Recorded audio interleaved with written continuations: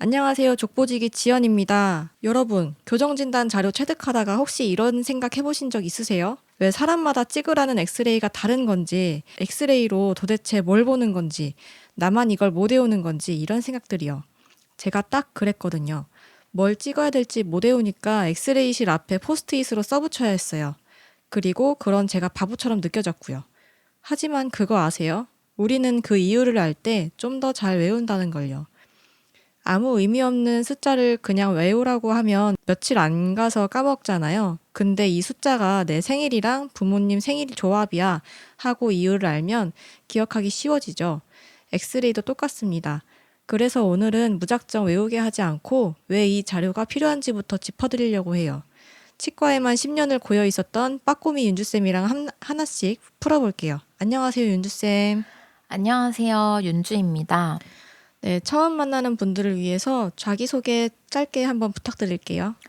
네, 안녕하세요. 매일 바쁜 진료실에서 고군분투하는 주니어 선생님들, 임상 10년차 치과의생사 윤주입니다.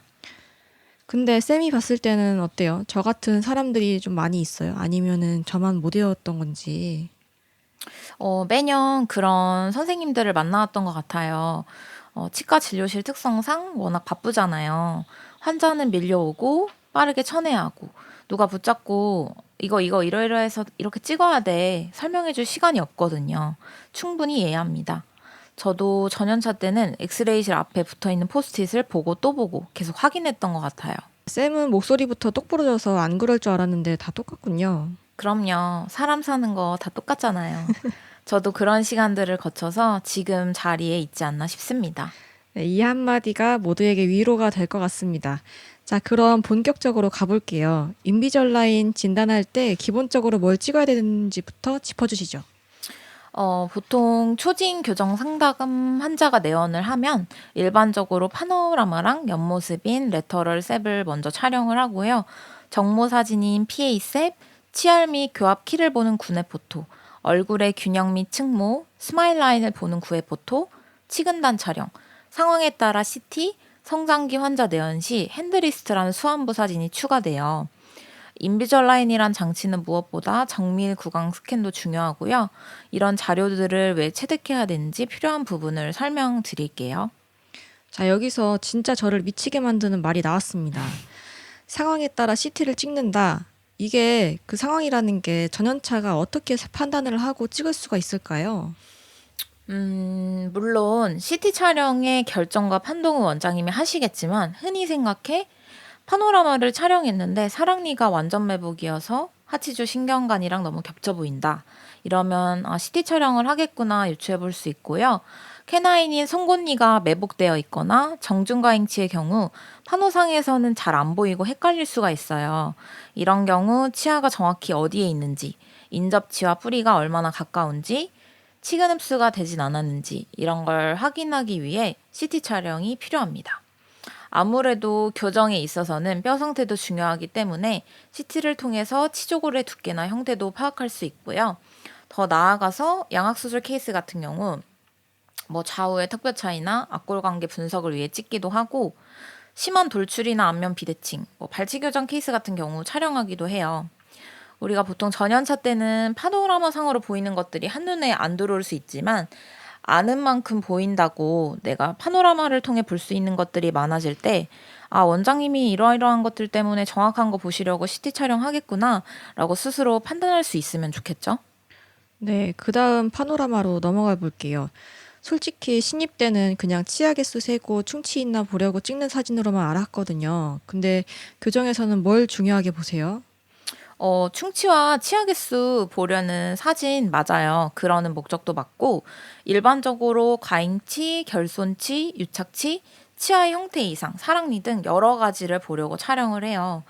가장 먼저 선천적으로 결손된 치아는 없는지, 과잉치나 유착치, 매복치 등 치아의 형태 이상은 없는지 확인할 수 있고요.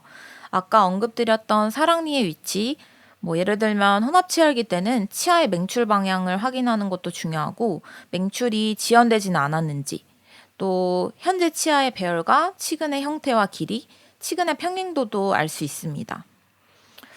또 교정이 진행되면 치근이 흡수되면서 짧아질 수가 있기 때문에 치근단 사진도 찍어보는 게 좋은 것 같아요. 초진 시 치근의 길이가 짧으면 교정 중에도 지속적으로 좀 관찰하는 게 좋은 것 같고 파노라마를 통해 앞으로의 교정 계획도 좀 유추해 볼 수 있겠죠? 치근단 사진은 전악 다 찍는 건가요? 뭐 그럼 파노라마 찍어보고 좀 짧은 것 같다 싶으면 저희가 알아서 찍어두는 게 좋을까요? 전악을 다 찍을 필요는 없어요. 저희가 뭐 치과 방사선 같은 경우는 픽폭을 걱정하시는 환자분들도 많긴 하니까 뭐 이런 것들을 고려하는 부분도 있고 보통 상악 전치부가 치근 흡수에 취약하기 때문에 전치부만 촬영하면 되고요.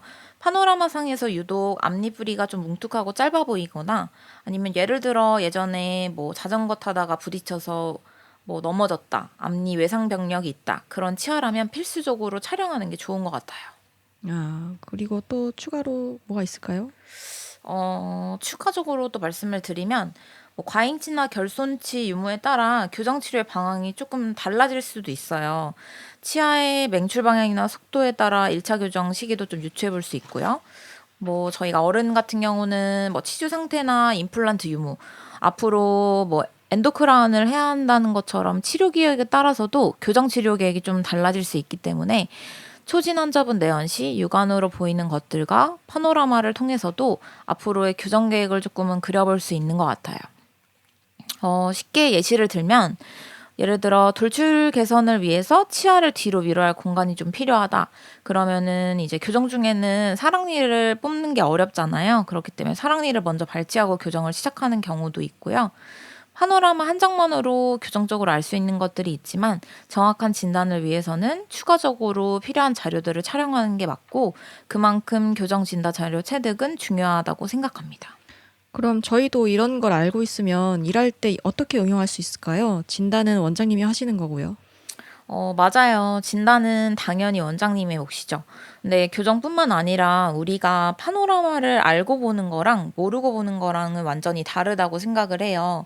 파노라마뿐만 아니라 진단 자료를 왜 촬영하는지 이해하고 해석할 줄 알면 앞으로의 치료 계획이나 교정의 흐름도 좀 잘 읽히는 것 같고 그만큼 환자분들에게 설명을 하거나 상담할 때도 조금 큰 도움이 됐던 것 같습니다.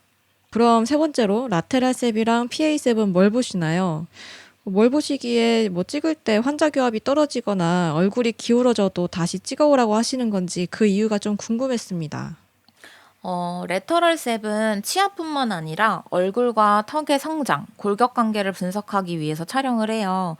측면에서 치아 골격 안무를 평가하고 상악골의 수직 및 전후방 관계를 알 수 있는데 쉽게 말해서 얼굴의 옆모습이랑 골격의 전후 관계를 평가하고 우리가 흔히 말하는 무턱인지 주걱턱인지 또 입술이 돌출되지는 않았는지 앞니의 각도도 볼 수 있고 윗입술이나 코를 연결한 이런 비순각 같은 것도 알 수 있어요.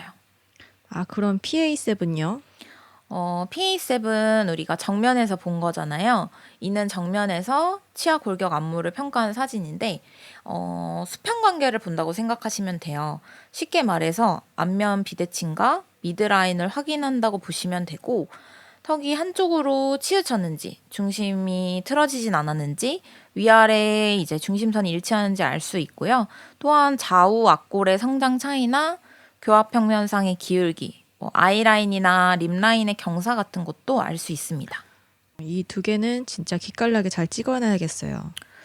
네, 그 교정이라는 거는 어떻게 보면 치아만 가지런하게 한다고 생각하실 수 있지만 안무나 교합 관계도 고려해야 하기 때문에 중요한 자료라고 생각을 해요. 말 그대로 계측을 위한 검사이기 때문에 환자의 머리와 치아 위치가 항상 같은 위치로 재현되어야 하고 그렇기 때문에 어금니를 문 상태인 최대 교두 강압 상태에서 촬영하는 것이 원칙입니다. 예를 들어 어금니가 띄어져 있으면 하악골의 위치가 내려가서 실제 교합과 다른 상태로 촬영이 되고 고개가 기울어지면 비대칭은 없는데 비대칭처럼 보이거나 반대로 비대칭이 덜 심하게 보일 수도 있기에 분석 오차가 발생할 수도 있고 이에 따라 진단도 달라질 수 있기에 그만큼 엑스레이는 좀 중요하다고 생각을 해요. 특히나 인비절라인 같은 경우는 정밀한 디지털 교정이니까 더욱더 중요하다고 생각을 합니다. 엑스레이 찍을 때 진짜 잘 찍어야겠는데요. 찍을 때 약간만 틀어지면 어떻게 되나요? 턱을 너무 들거나 숙이고 찍으면 엑스레이 상에서 위아래 턱뼈의 골격적 위치 관계가 완전히 달라져 보여요. 예시를 들면 주걱턱이 아닌데 주걱턱처럼 분석 결과가 나올 수도 있는 거죠.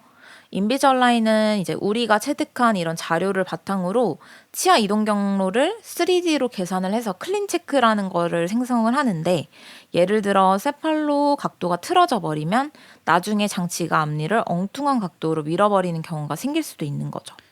상상만 해도 무섭네요. 그런데 선배나 원장님께서 더블 체크 하실 테니까 큰 사고로는 이어지지 않겠죠? 네, 뭐 그렇게 큰 사고로 이어진 적은 없었던 것 같은데, 사실 저희가 촬영할 때 어떻게 찍어야 잘 촬영하는지 알잖아요. 뭐 팁이라고 할 것까지는 없는데, 팁을 하나 드리자면, 환자분들한테 그냥 입을 다물어 보세요 하면 평소랑 좀 다르게 물거나 턱을 내밀거나 입술에 힘을 좀 꽉 주는 경우가 많았던 것 같아요. 그렇게 되면 입술의 모양이 부자연스러워지면서 돌출도 분석이 좀 틀어지는 경우도 있거든요.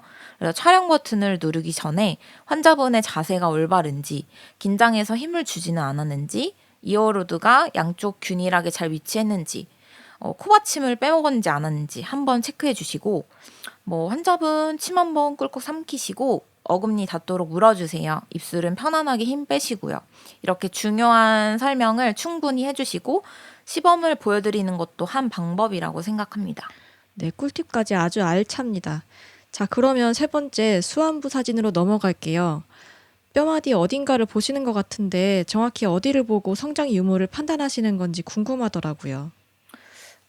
수안부에서 원장님이 눈여겨보시는 건 골단의 융합이랑 엄지 손가락 뼈마디 사이에 숨어있는 작은 씨앗 모양의 종잣골이라는 건데요. 이 종잣골이 엑스레이에 딱 나타나는 시점을 보면 아이의 최대 성장기가 언제 오는지 좀 예측을 할 수 있거든요. 유치혈기나 혼합치혈기에 따라 턱 교정 시기가 다르듯이 환자마다 성장 속도나 치아 맹출 속도도 다르고, 예를 들어 여자아이들 같은 경우는 초경이 시작되면 성장이 마무리되었다고 좀 보는 경우가 있기에 이러한 여러 자료를 토대로 환자에게 맞는 교정 플랜을 세우고, 뭐 잔존유치가 남아있는 것들을 통해서도 소아 교정인 인비절라인 퍼스트가 가능한지 이런 것들을 토탈적으로 확인하고 결정할 수 있겠죠. 그럼 교정할 때 수안부에 있는 종잣골이 나타나면 성장을 폭발적으로 하는 시기라고 보면 되는 걸까요?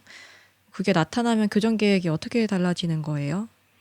종잣골을 통해서 턱 교정의 골든타임 시기가 언제인지를 좀 알 수 있는 것 같아요. 이 시기에는 저희가 턱뼈 성장을 원하는 방향대로 원장님이 유도할 수 있는 시기이기 때문에, 예를 들어 아래턱이 무턱이다. 그러면 턱을 앞으로 당겨서 성장하게 도와줄 수가 있겠죠. 그래서 종잣골이 보이기 시작하면 지금 인비절라인 퍼스트를 진행해서 확장을 같이 진행해도 되겠다. 페이스 마스크나 액티브 플레이트를 사용하면 되겠다. 이런 식으로 교정 플랜을 세울 수가 있겠죠. 반대로 이미 성장 시기가 다 지나버렸으면 턱뼈 골격은 못 건드리고 치아만 이동시켜야 하니까 교정 발치를 요하거나 치료 계획이 좀 달라질 수 있어요. 네, 여기서 페이스 마스크는 많은 사람들이 많이 들어봤을 텐데 액티브 플레이트는 뭐 생소하게 느껴질 수도 있을 것 같아요.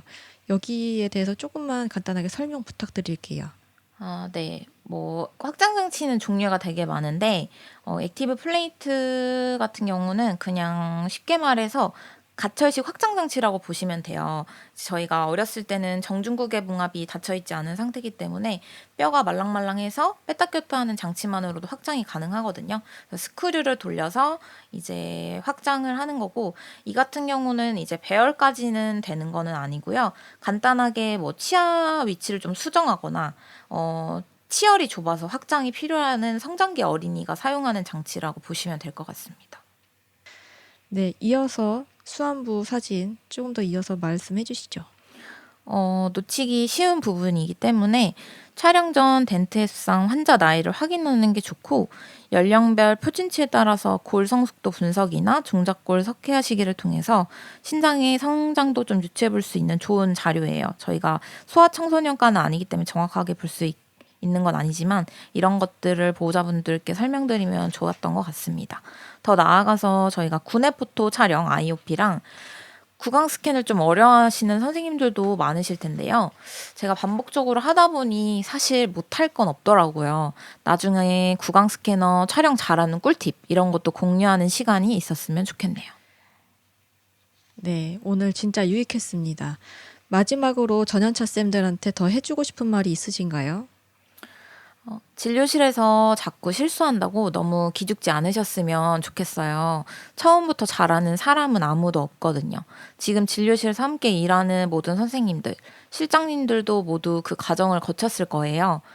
다만 이제 어떤 진료를 하든 예를 들어 오늘 내가 체득하는 진단 자료가 환자의 치료 방향을 바꾸는 중요한 자료다. 이런 것을 인지하고 조금만 더 목적을 가지고 진료에 임하셨으면 좋겠습니다. 원리를 이해하기 시작하면 임상이 훨씬 더 재밌어질 거예요. 예, 이것 때문에 가끔 혼나기도 하셨을 텐데 이번 영상 보시고 다들 도움되셨으면 좋겠습니다. 진료실 족보 오늘 첫 시간은 여기서 인사드리고요. 다음 2화에서는 인비절라인의 꽃, 어태치먼트에 대해서 알아보도록 하겠습니다. 안녕.